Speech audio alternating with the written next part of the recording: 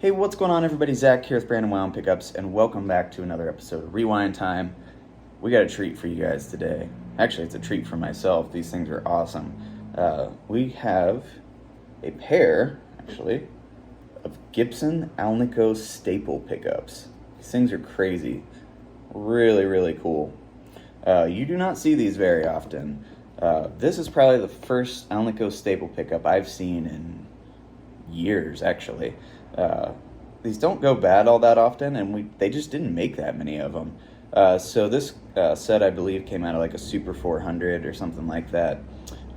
You also saw these in Les Paul Customs in the neck pickup from 54 to 56. That would be the soap bar style. These are the dog ears for the arch top. But these are really cool. So basically what it is, it's very similar to a Diagnostic, if you've ever seen one of those. These are actually the magnets, because normally in a P90, I don't think I have one here, but I have these.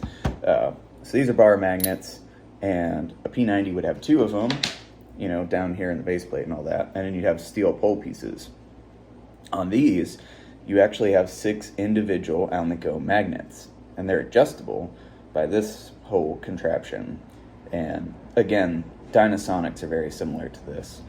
You can move the magnets up and down, and you can see that this one is adjusted up quite a bit higher than this one is, which would mean this is either the bridge pickup or the neck pickup, because sometimes on the bridge pickups, if it didn't have a spacer or something, you need these up really high.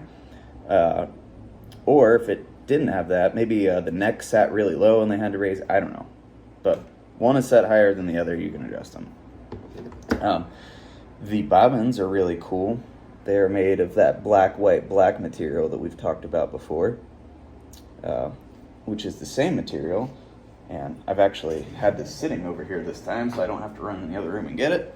And we've talked about it before, but it's like Les Paul Jr. jack plate material, same type of stuff. Cool. Carefully. Yeah, it's old, that's fine. Okay, so I believe one of these works and one of them does not. They've been fiddled with a little bit, I think. Nothing super crazy. This one I don't think has, other than it is missing the braided lead wire. But that's okay. The tab's still there, we can add that later. So let's see what these are reading. I tested one yesterday, so I know one of them works. Let's see. I gotta put my finger on it here. I don't have anything else to put it against. Okay, that one's the dead one. This one reads something, I believe. Come on. There it goes. I need to strip this wire back further. Okay, with my finger on it, it's reading about 8.6, so it's actually a little bit hotter than that. That's really cool. This one's good to go, so all we'll have to do is just add a braided lead to this one, and it'll be good to go. This one I'm going to have to look into a little bit more. Looking, kind of doing a visual inspection here. This tape is coming out really far to the edge. I wonder if maybe there's a surface break. That would be nice. I don't want to rewind this. I really don't even want to take this apart because, as you can imagine, it's a pain in the ass. But I will say, not as much of a pain in the ass as the Dynasonics, because if we look at our adjustment screws, the threads are nice.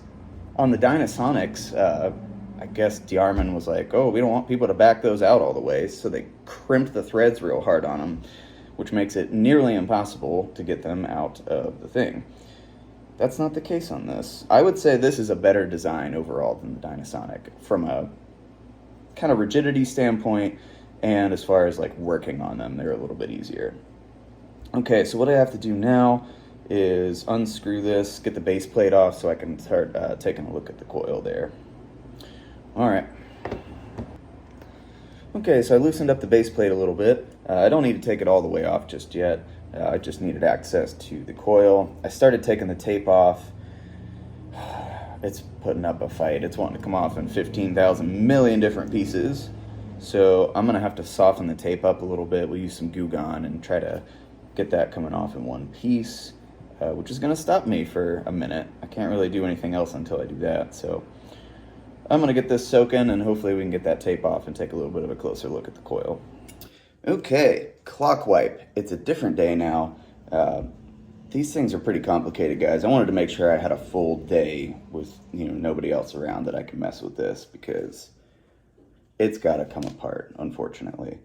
So I gotta be honest, I didn't re-watch the first videos I did on this, and that was a while ago. So if I repeat myself, I apologize. But at this point, we have determined that it is most likely a cold solder joint on the start wire of the coil, which is unfortunate because that's inside the coil and there's really nothing I can do about it. So this has to be rewound, and I have the tape off. Came off nice and clean, which is unusual. So at this point, it's disassembly time. I've taken pictures. I think I maybe done one of these once before, or watched Jared repair one. I don't know. It looks pretty simple. Well, no, actually it looks really complicated, but I think it's simpler than it looks. So I'm gonna start taking this thing apart, and we'll come back to you when I have just the bobbin. Okay, just real quick, I went ahead and took the first magnet out here. You can see how gold it is. Kind of worn away on the top. There's the hole there. I will say, immediately, far superior design to the Diagnostic. The screw appears to be brass, or at least something non-ferrous, or whatever that word is. Because it doesn't stick to the magnets. On the Diagnostics, when you try to take these stupid things out, they jump. Also, I think I mentioned this once before, they didn't crimp the threads like Diarmid did. That's much better.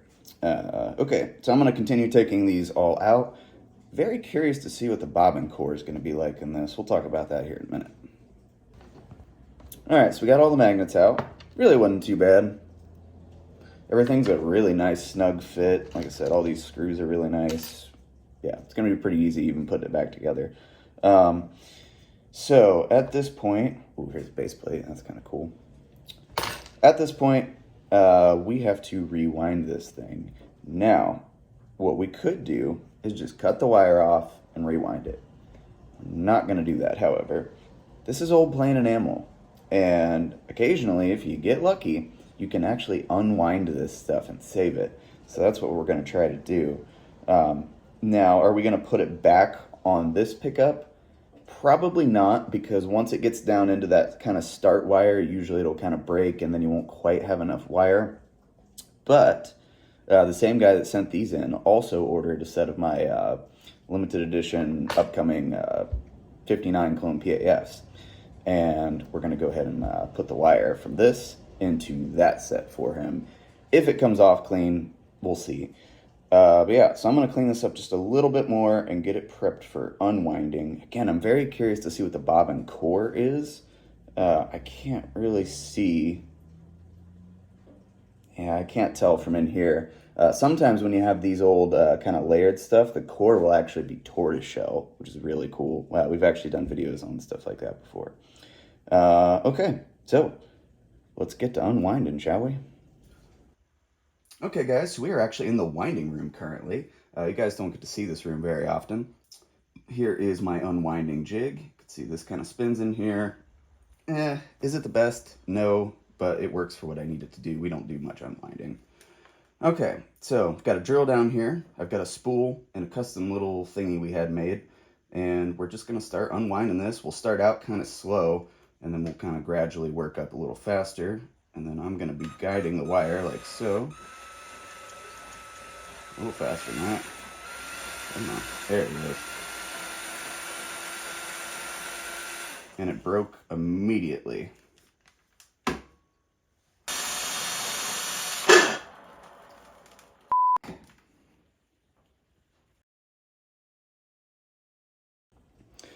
Alright guys, unfortunately this pickup decided to put up a fight, and it won.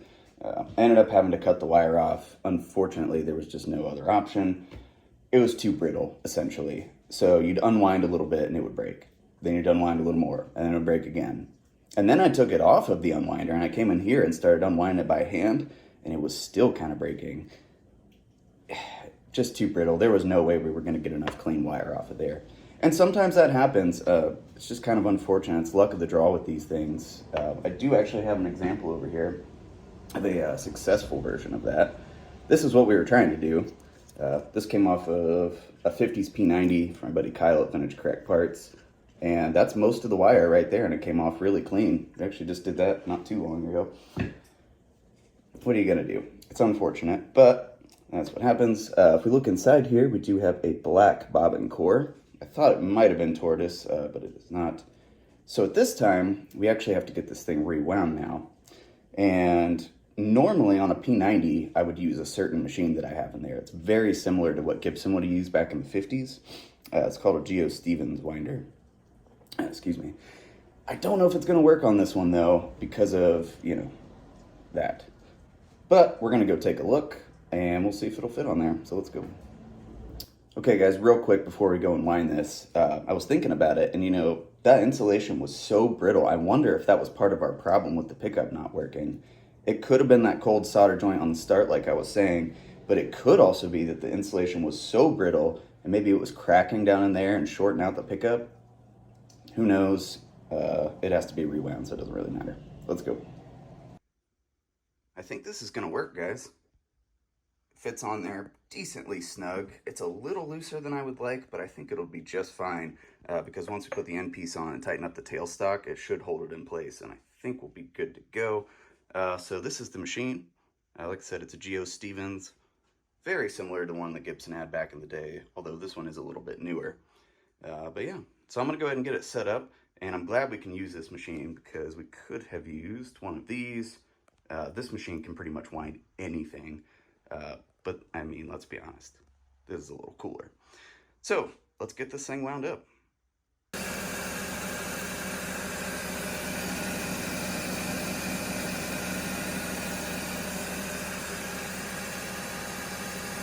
All right, so that worked out really good. Got a nice even coil there. We got our 42 gauge plain enamel. I put about 10,000 turns on it. That was pretty standard for back in the day.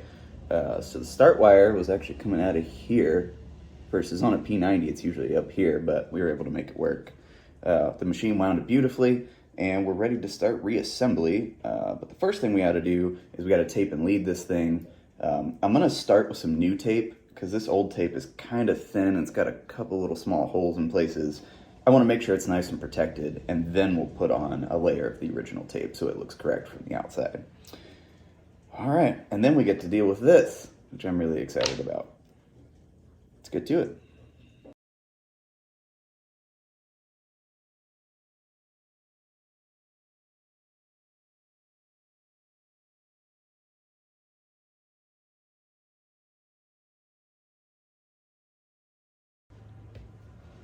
Alright guys, it's a little bit later in the day now. We got this thing all done. I went ahead and put a lead on it. Like I said, I don't know if the original leads are still in the guitar. They could be. Once he gets back to me, I can always remove this if I need to. But yeah, hope you guys enjoyed the time lapse. It was very fiddly. Still easier than the Diagnostics, but it was time consuming. But yeah, everything came out really nice. It's reading about 8.8K. Which should be about right, like I say, about 10,000 turns of plain enamel. Let me grab the other one that actually works, and it's the original coil, and we'll see how close they are.